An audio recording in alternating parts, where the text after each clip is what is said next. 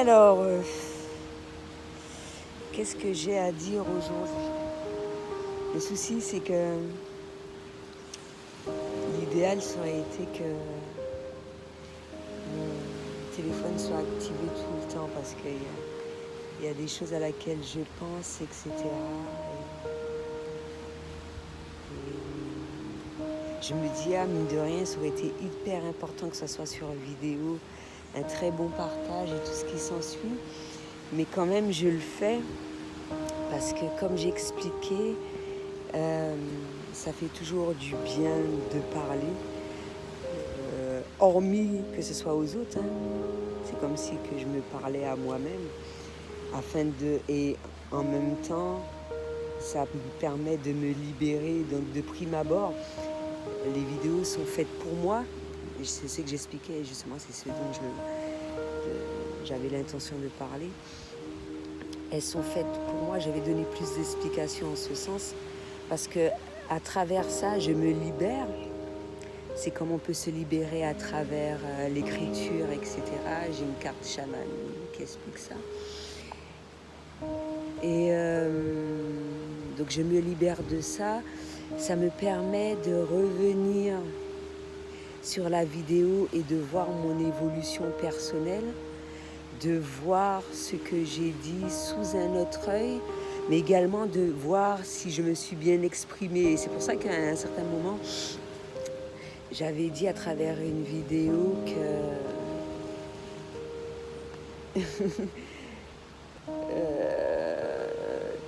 en me réécoutant, mine de rien, je bouffe les mots et même à travers le fait que je vois un psychiatre et qu'il me fasse part d'un certain nombre de choses et que moi je le vois moi-même, mais que tout ça c'est fait en douceur. C'est pour ça qu'il y a même si chacun a son métier, etc., il y a des choses qui sont faites de manière totalement différente. Le truc, c'est que j'aurais pas pu voir, par exemple, ou que ce soit un guérisseur ou n'importe quel corps de métier, tous les jours.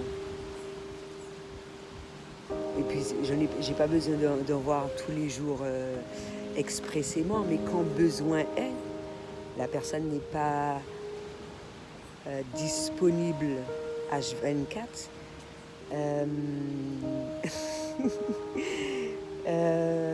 Des fois, on n'a pas forcément les moyens quand il s'agit d'un guérisseur ou un truc de ce genre.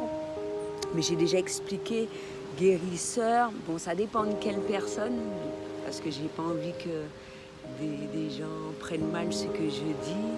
Moi, les personnes qui vont venir à moi, s'il y a possibilité de faire quelque chose, je vais toujours le faire, parce que c'est ma mission de vie. Mais je ne vais pas en vouloir qu'une personne n'agisse pas comme moi.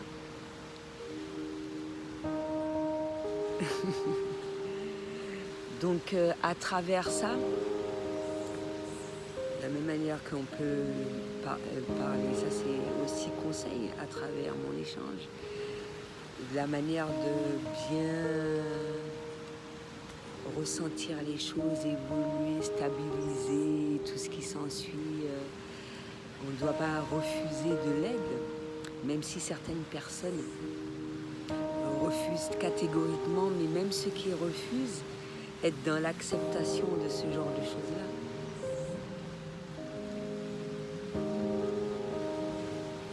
Et justement, un spécialiste est mieux à même, un guérisseur aussi par rapport à ses ressentis, mais chacun a son travail, il ne faut pas mélanger les choses. Et je l'ai dit dans une vidéo aussi, j'estime que la personne a le besoin d'aller voir une personne bien particulière. J'hésite pas à lui en informer de ça, et on te le dit à travers la formation de sophrologie. Il y a certains nombre de choses que je peux faire. Je peux conseiller à travers des huiles essentielles, l'aromathérapie, etc., etc. Mais je ne peux pas faire une ordonnance. Moi, c'est de la médecine naturelle. Après, selon l'individu qui va venir à moi, ce qu'elle recherche, je vais lui proposer, je vais lui dire un certain nombre de choses.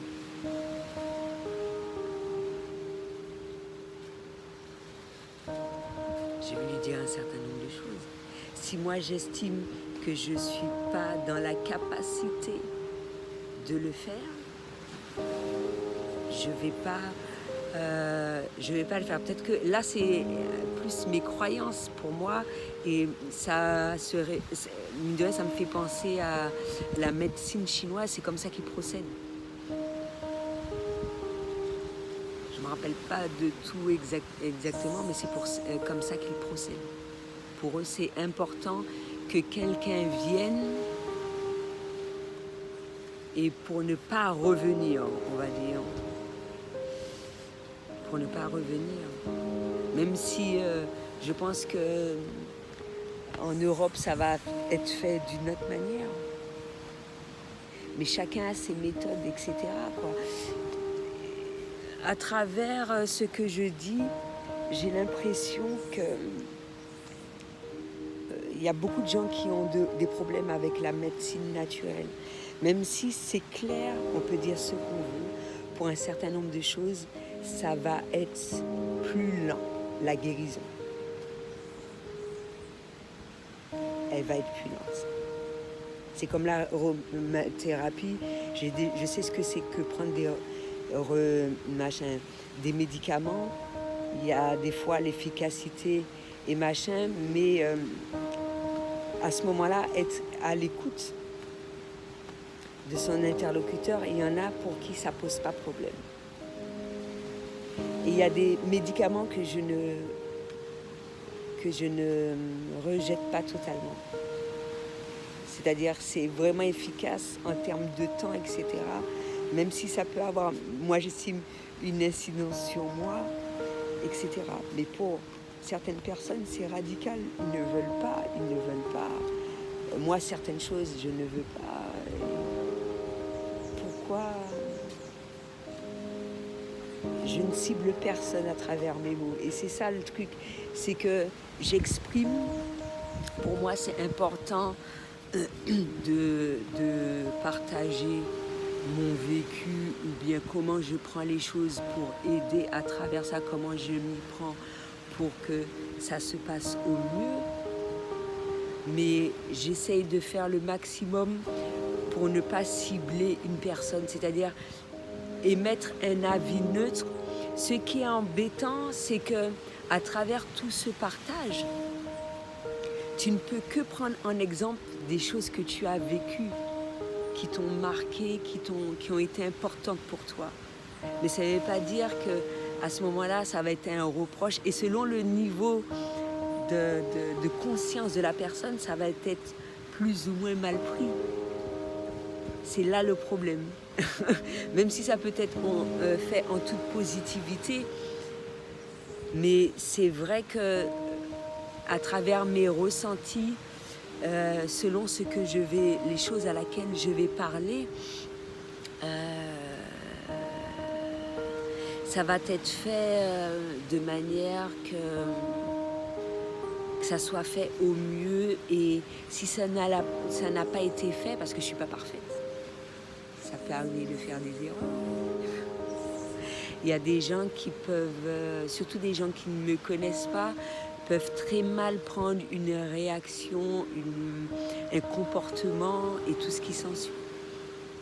Et c'est justement en communiquant avec les personnes en question ou en l'exprimant, quand tu sens qu'il y a des choses qui ont été mal perçues. C'est vrai que les gens ne vont pas être totalement avoir une sensibilité telle que la mienne, mais quand même, tout individu va le ressentir. Tout individu va le ressentir, ça, à travers des échanges. D'habitude, ils voient les choses de telle manière. ils ont l'habitude de faire un certain nombre de choses avec la personne, quelque chose va se produire, le comportement va changer, il y a, mine de rien, un truc qui va être fait, ou sinon tu vas effectuer la démarche de parler avec la personne, ou sinon tu vas prendre des reculs, ou sinon tu vas te dire, ah oui, la personne m'énerve, elle me fait chier, je sais pas pourquoi elle m'a fait ça, ça me fait chier, puis j'ai envie de... voilà quoi, j'ai pas envie de lui parler. Forcément, c'est gavant, et pourtant je la connais depuis longtemps. Et en même temps, on me transmet ça, je ressens ça. Je la connais depuis un moment. C'est l'amour qui va faire que, ouais, bon, la personne a eu un mauvais comportement, mais vaut mieux passer sur ça, quoi.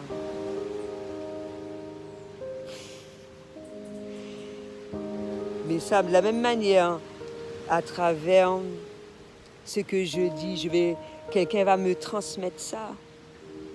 Je vais guérir la personne à travers cette transmission-là, mais également, je l'ai vécu de manière toute. C'est pour ça que des fois, je dis, je vais donner plusieurs exemples. Où la personne va me parler d'un truc, et moi, je vais dire, ah ouais, mais ça me fait penser à un truc et tout. Si ça peut t'aider. Mais il n'y a pas d'obligation ni rien, c'est juste un partage d'expérience.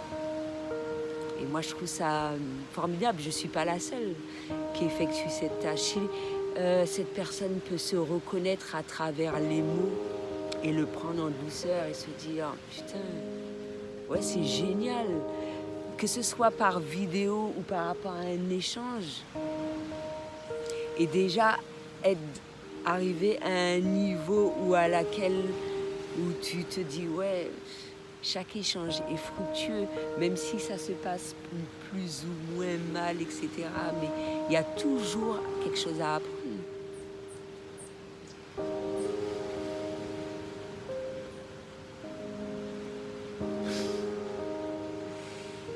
Et il y a un truc à travers ce partage. Quand je dis, je fais abstraction, il y a des choses à laquelle je ne vais même plus écouter. Pas forcément ce que on vient de me transmettre, mais pour être plus explicite, avec ton expérience de vie, il y a des choses à laquelle tu ne vas pas t'arrêter dessus. Et quand tu es dans l'optique d'être dans l'acceptation que la personne évolue et à son niveau, mais la personne peut être à un niveau plus grand que toi. Mais ces décisions ne seront pas similaires puisque chaque personne a sa façon d'être, etc., etc. Et c'est pour ça que quand tu viens de connaître une personne, c'est plus ou moins difficile pour être compris, tout ça surtout par rapport aux blessures et tout et tout. Ça va être totalement différent, ce ne sera pas pareil que lorsque c'est quelqu'un que tu connais depuis longue date, tu vas être plus dans l'amour, plus dans la compréhension. Voilà.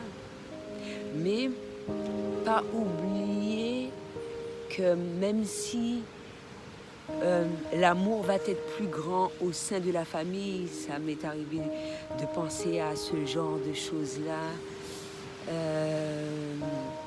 etc., etc.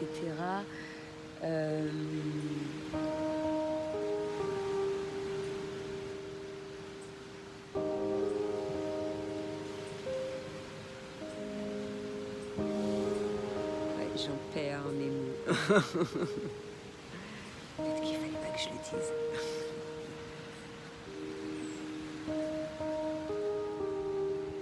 Et c'est important, moi j'estime, c'est faire les choses avec conscience, avec positivité, c'est bien. Quand on n'agit pas dans la peur, ne pas laisser les éléments extérieurs n'avoir d'atteinte sur soi, même si on sait ça, mais c'est un travail constant. Et tout le travail qu'il y a à faire avec les émotions, etc., pour ressentir ça, ou tristesse, ou joie, mais malgré ça, bien ressentir toutes les choses. Et quand ce sont des mauvaises choses, faire de façon à prendre conscience que ouais, c'est là, bien le prendre, faire de façon à l'évacuer et se mettre dans une situation à laquelle les choses doivent être bien prises. Et ça, on peut le faire au mieux. Voilà un truc à laquelle je voulais parler aussi. Les 4 accords Toltec, faire du mieux qu'on peut. Et ça, c'est bien parce que tu ne parles pas de religion ni quoi que ce soit. Faire du mieux on peut le faire de manière totalement différente selon le lieu à laquelle on va être, la situation, etc., la manière dont on va être, et ne pas s'en vouloir, reconnaître son erreur. Il y en a qui peuvent être prêts ou pas. C'est pour ça que je reçois beaucoup d'abondance en fait. Parce que moi, j'aide les personnes à ressentir cela, mais les personnes, il y a des personnes qui sont guérisseuses, qui sont connectées à moi ou avec qui je converse, je communique, ou il y a des gens qui ne sont pas forcément guérisseurs. À travers l'échange, ça me permet d'apprendre des choses constamment. Que mine de rien, j'ai fauté, j'ai commis une erreur. Quelque part, voilà. Qu'à certains moments, je suis plus négative que d'autres. Et c'est super important que ce genre de choses ne se fasse pas. Et que quand je suis négative, j'aime pas être auprès des gens. Et quand c'est des personnes, des liens d'âme, etc., c'est super important pour moi de ne pas leur véhiculer ça. Il y a des fois, je peux le faire du mieux que je peux. J'ai déjà pris des habitudes à travers tout mon parcours de vie, toute mon expérience. Mais à certains moments, ça peut être plus difficile que d'autres. À ce moment-là, on me le rappelle par différents signes, par rapport à des comportements. C'est comme, moi je dis, j'apprends beaucoup à travers les animaux. Il y a des fois, le simple fait qu'un animal vienne vers moi ou que je sens, il commence à se battre, etc., ils sentent fortement la négativité comme moi-même. Si je ne le ressens pas, je ne percute pas trop dessus parce que bon, à force tu t'habitues sur un truc, pour toi tu le prends normalement, mais quand le chat le fait ressentir plus fortement, à ce moment-là tu te dis, ben ouais, apparemment là c'est vraiment plus fort que je le pensais. Donc je vais me mettre à l'écart. Je sais que ça va m'influencer parce que à ces moments-là, quand la négativité est intense, ou de par mon comportement, c'est machin, c'est pas... Ah non, j'ai pas envie, je me mets à l'écart. Mais je me mets à l'écart aussi pour me ressourcer, me sentir bien, pour trouver cette positivité-là, n'importe quoi. Etc. Non, j'ai pas besoin de négativité. Quand je le ressens, puisque à travers toute mon évolution personnelle, etc., le plus important, c'est de ressentir ça assez rapidement pour faire le nécessaire pour obtenir ce bien-être-là constamment. C'est super important, être à l'écoute de son corps. Je le dis constamment, ça. Je me sens fatiguée. Il faut que j'aille me reposer. J'ai ressenti beaucoup de négativité, où j'ai mal géré un certain nombre de choses, où je sais que je dois effectuer une démarche. Je le fais. C'est pour ça que je fais dans le moment présent. Je me réveille, je me dis que ouais, peut-être que je vais le faire. Et peut-être que ça peut changer. C'est comme je peux dire à une personne que effectivement je vais faire avec elle la chose et puis à la dernière minute, mais c'est important de faire part de ça à cette personne-là, qu'elle ne le prenne pas mal, mais aussi de lui faire part aussi. Que ouais, effectivement, j'ai pris cette décision-là, mais que là, les choses ont changé. Je me sens fatiguée et tout et tout.